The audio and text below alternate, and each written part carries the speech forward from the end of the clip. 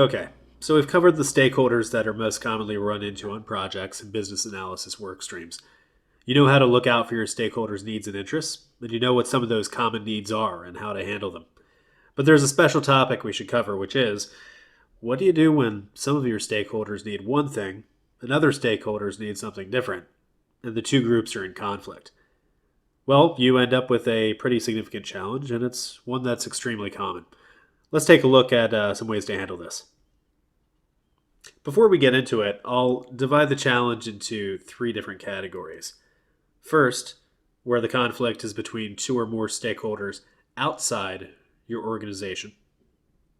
Second, where the conflict is between two or more stakeholders inside your organization. And third, where the conflict is between stakeholders inside and stakeholders outside your organization. Okay, first category, when you have a conflict between external stakeholders. One of the best tools of business analysis for this type of situation is what we call stakeholder needs analysis. When doing a needs analysis, you generally look at some of the following questions. What does each party say they want? Why do they want that? What is the priority of that need in the mind of the stakeholder? And what are the assumptions, stated or not, that the stakeholder is making, and are those assumptions valid? Often, while you're conducting this analysis, possible solutions will just pop out at you. Write those down and keep trying to find others. Brainstorming solutions with other people on the project team can also help to come up with good solutions. As an example, let's say one customer is looking for a report that will have a certain set of columns or fields, and another customer wants the report to have a different set of columns. Well, there are several ways out of this difficulty. Perhaps you can create two separate reports, or you can create one report with both sets of columns included. Or maybe this conflict is actually illustrating the need for a larger requirement, the need for users to be able to design their own reports. You can see how creativity and analysis of stakeholder needs can take you from a perceived conflict into a new opportunity to make all of your customers happy. Another situation is when you have a conflict between the needs of two or more stakeholders inside your organization. These conflicts are generally a bit more visible because these are people you see every day in the office.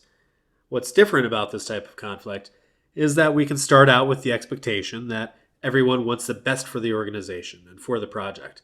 But that doesn't necessarily mean that finding a solution will be easy. The best way out of this challenge is, again, to do a needs analysis, just like you would with external stakeholders, and look for solutions that will provide mutual gain for all of the stakeholders. But if this doesn't work, you have to bring the conflicting parties to the table, meet with them, explain the conflict between their needs, and explore solutions together. Again, everyone wants the organization and the project to be successful, so there's an underlying motivation to come to a collective solution together. We're going to talk about that very topic later in the course. One additional point I'll make is that the conflicting stakeholders aren't necessarily right or wrong. They just have their own interests. I'll just make up an example here. If internal users say they really need a particular function, but the project manager says there isn't enough funding to develop it, well, they're both right. But then it's up to the ingenuity of the business analyst and the rest of the project team to find a way around this kind of problem. Maybe to seek additional funding, or to find a way to develop the feature less expensively, that kind of thing. If you approach the conflict with this attitude, your stakeholders will certainly appreciate it, and you'll be much more likely to have a positive result. The final category is when you have a conflict between the needs of external stakeholders, usually your customers, and the needs of internal stakeholders. And these can be the most challenging conflicts to resolve. First, it's always a good idea to, you guessed it, once again, to do a stakeholder needs analysis. It's just a great problem-solving tool for resolving conflicts regardless of who the conflicting parties are. But apart from that, what I'll offer as guidance is the need of the business analyst to serve as the voice of the customer. As a BA, you'll have much more frequent interaction with customers than a lot of people in your company, and it'll often be your job to be the customer's advocate.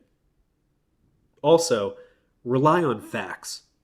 Statements like, Well, I've been talking with many of our customers, and 85% of them have stated that they want to be able to design their own reports. Those kind of statements that are based on fact, they have a lot more weight than just your feelings or your thoughts about what's cool. And finally, since these can be tricky situations, I'll recommend that you involve your boss or the PM if you're not comfortable with the discussion yourself. As an aside, I strongly encourage all business analysts, pretty much everybody actually, to read a book called Getting to Yes by Roger Fisher and William Ury. The book came out of the Harvard Negotiation Project back in the early 80s and is probably the most widely loved book on effective negotiation today. I'm going to put that in the recommended reading materials available as part of the course's downloads.